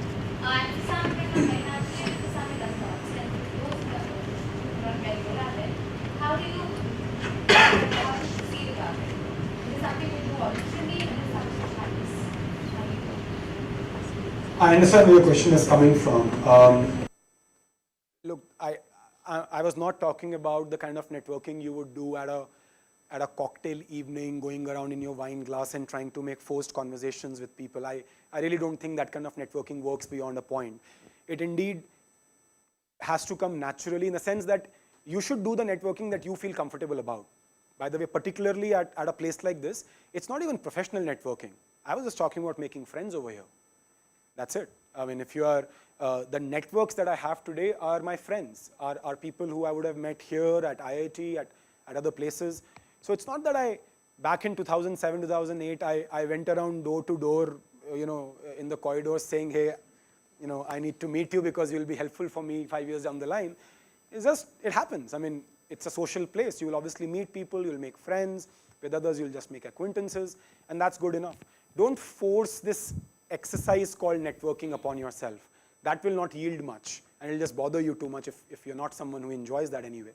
Let it happen naturally, in big or small amounts. It'll happen naturally as long as you're social out there. Thanks, Siddharth. I think it's great Yes. advice. Will you please, I wanted to kind of have a discussion that can go beyond the specific topics that each one addressed. But, I heard there's a lot of, interest and concerns about being an entrepreneur. I just have to tell you that we do have, this program itself was reviewed last year, and entrepreneurship forms a very big part of the PGP program now. So you have an opportunity to, study this more. You have an opportunity, actually, if you did somebody talk to you about NSR cell? So you can actually go there and see companies being built, be part of it. we had someone who actually was, was running a startup there and was also a student. And he's doing really, really well. Of course, I think there were some attendance problems and, the issues like that. But, by and large, I think we're very supportive of this process. And it's really nice to see so many of you kind of talking about it. But I think one message that Siddharth gave us, I think is really, really important. And I think that message Mohit also gave us, that hard work is really important. It pays. And I think attitude is equally important. It stays. And I think that's really important. And I think one of the messages that I get from many recruiters, because a couple of years ago I used to also help with the placement process here. And one of the feedback that I got from many people was that your students think that they're the cat's whiskers. You may be. You don't have to show it. By and large, most people are not. There's an opportunity to learn. And as Rohini also said, you have to be open and willing to be learning. You have to be grounded, as Mohit said. And you have to be realistic, as I think Siddharth was trying to tell us. All of these are really, really important. And I also like the way that you said that you were talking about a foot in the door, and just before you came, Mohit was talking about actually making the door. Literally, I think they have really complemented each other. This was not by design, but I think it just happened perfectly. Also, just one more thing. I think there was a lot of discussion about women and role of women and the glass ceiling, and I thought these days people talk about glass doors, not glass ceilings. But if you are joining a company, you can go and look at glass doors and see what is the company like. Maybe some of you will end up looking at it. But I have to tell you that the world has changed a lot, as Roni said, and as I alluded to. If you would, some of you, lady students who would like to meet successful managers from women managers, we do run a program called Tanmatra for women. It's for senior executives from the industry. We have people from practically all the top organizations. They come here 2 or 3 times here. Just let me know, or Vasanthi Srinivasan, who you might have met, the alumni chair, or Padmini Srinivasan, who you might have met. So one of us will be able to connect you to them. So there are a lot of opportunities here. There are a lot of executives who come here, and so on. Also, we have the advantage of inviting any of them back again. So you want to have a networking evening with Siddharth, you could do that. And independent of the institute, or with Mohit, just call them to the L Square party, give them the 4 beers, and then they will tell you what real life is like. We don't condone drinking. I'm just saying that. Okay, so I think this has been really great. What I want to do now is open up. And I want you to ask things not related to, what they are, but in general. Are there any questions that you would like to ask? Don't ask about entrepreneurship. You have enough time in the next 2 years to learn about entrepreneurship. What is the culture of the organization and all that. Ask them real questions that you are, okay.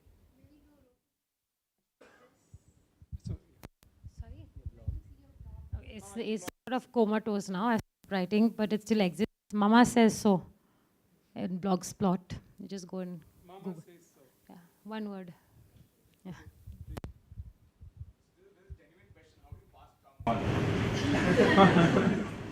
How do you pass term? I think you just. Not that hard. I think you'll get used to it. If you've passed 1 week, term 1 will fly by. The first week is what is most difficult, is what I would say, right? So you are almost ending the first week, right? So it'll be all right. Actually, scared to ask that question in first week. Your classes haven't even started. Because it's all because of the feedback that we're getting from the seniors. I'm just trying to stay. Sir, I'm doing it next year as well.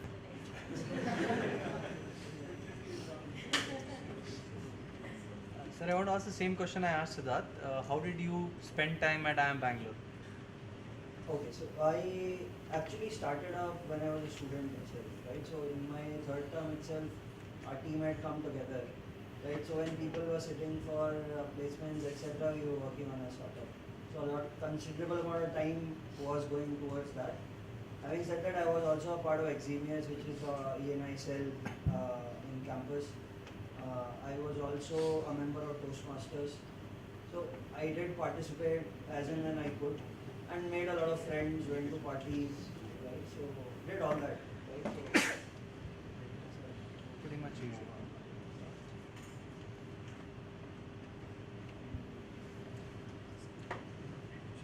So, what are some of your high points in your IMB life? high points of IMB life.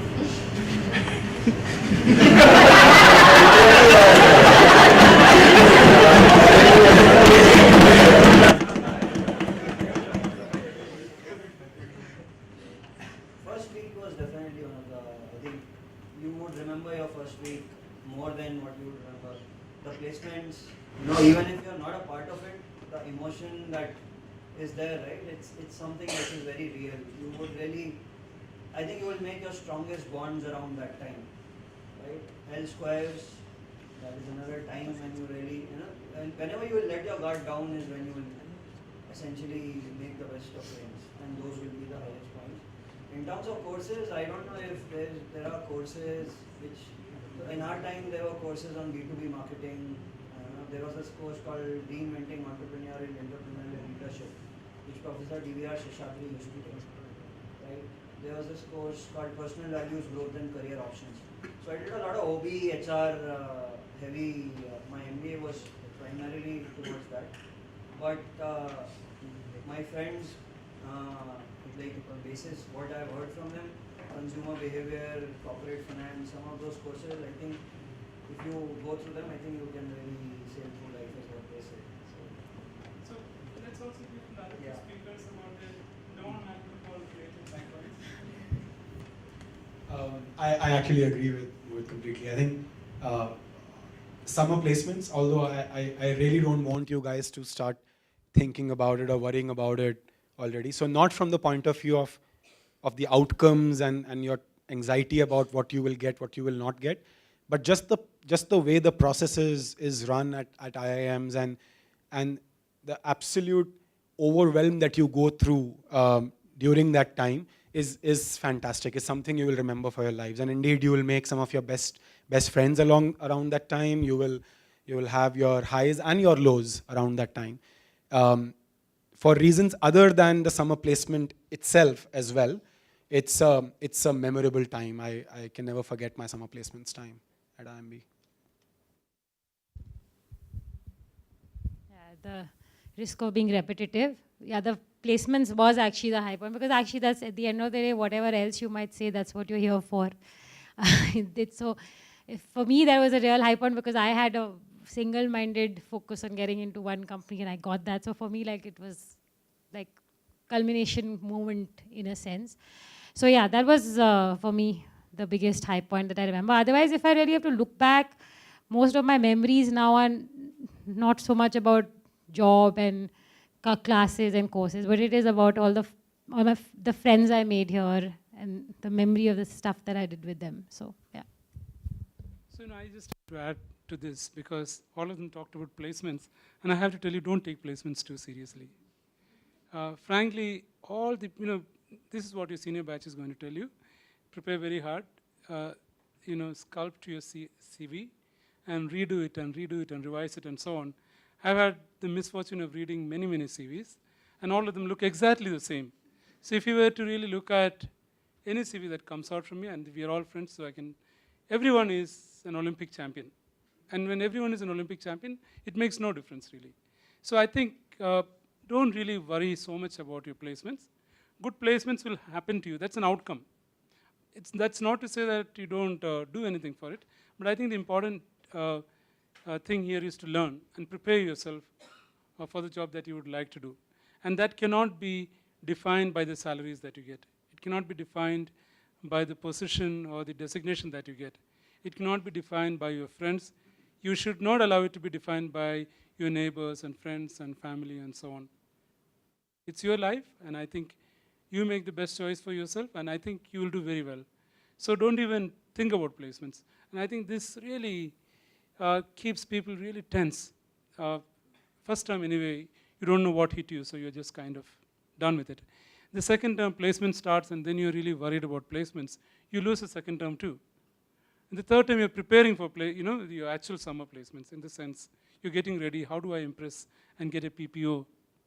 PPO for what is pre-placement offer, right? And then when you come back in the fourth term, you're saying, I've made it. I don't have anything to study now. And then, of course, the fifth and sixth terms go because you're preparing, you're enjoying, you're packing up and stuff like that mentally. So in that process, you could go through this whole place and then could end up in a great company, but might not really benefit from this. Because by and large, you're all brilliant, you're smart guys. So you will do well in life wherever we put you, irrespective of how much we subject you to and so on. But you would do even more, you would do so much more better if you focused your attention on real learning here. Not to the exclusion of everything else, but I think all of them focused on this, that learning is really, really important. This is the final opportunity you get. And don't let your learning be defined by your grades or your placement. That, I think, is the toughest challenge of being in a place like this. Okay. That, how do you think that people like you who are in the new business and the startups get extra time for activities like playing and anything with movies than the other people who are in the already organized business because they have fixed weekends? And what is the stress level difference in these two, the startups and the established businesses? Let me start with the second one first. There is obviously a lot that you think about all the time as a startup founder. There are a lot of things on your mind all the time, pretty much. The difference, however, is that it doesn't consume you. It doesn't, or rather, it doesn't consume you in the bad way. You don't feel unhappy about that stress. You don't want to get rid of that stress. It's actually a good stress. I enjoy thinking about Tribo all the time because these are interesting problems I'm thinking about. Interesting solutions would suddenly come to your head, and then you get so excited about it. You've got to discuss those with someone and get started on them already. You would even discuss it with your wife, with your family. I was telling someone, running a startup is actually somewhat similar to bringing up a baby. I don't have kids yet, but from a lot of my friends do. And it's like that, right? Of course, there is hard work. Of course, the kid needs attention. Of course, the kid is the center of your life, something that your life revolves around. But at the same time, it's not unpleasant. You don't mind doing it because you enjoy it. It's your kid. You like spending time with it. And therefore, in context of that, the answer to your first question, you make time for other things as well. And you don't repent if you're not able to make too much time as well, because you know that you're in the process of bringing up a young organization. And if that's what you enjoy doing the most, it's not that you need to take a break from it necessarily. So yeah, it's fun, and it's not that it's crazy work hours. I don't work 24 hours. And like I said, there is flexibility available. You can mold your own schedule. So I could decide that I'll start my day only at 10. I will go for a run in the morning, but I will work till late in the night. So it's not difficult at all. Okay, we need to conclude. So I'm just going to leave the panelists conclusion. I'm going to request each of you to ask if you have to give one word, one sentence, 30 seconds of advice to our students. What would that be? So we can take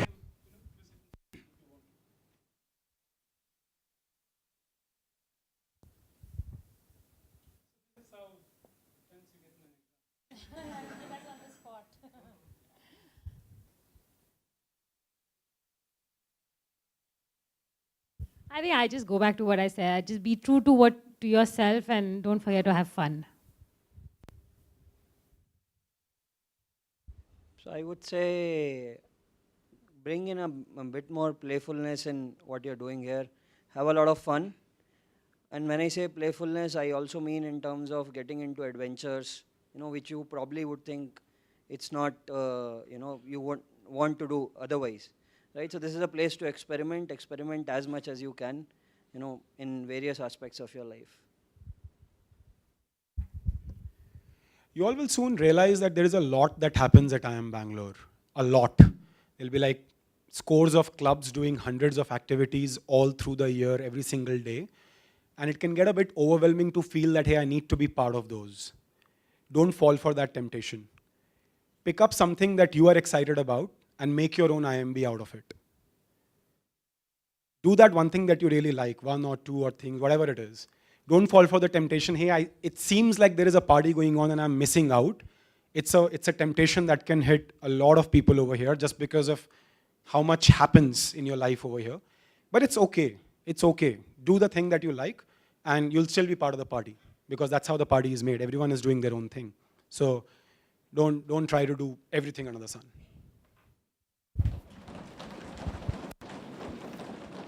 So I think that's the couple of advice, points of advice.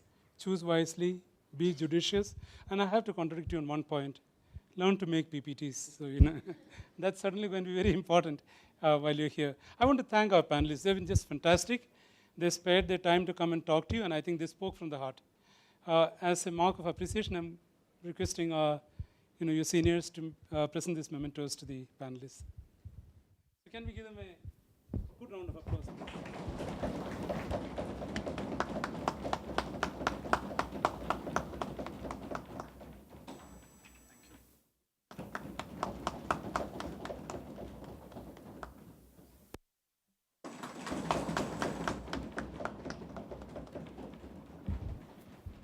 Thank you, and we conclude this now. I think tea and coffee is arranged outside the auditorium, and you're also welcome to interact with them, and don't let them go till you get answers to every question that you want to know. Thank you so much. Thank you.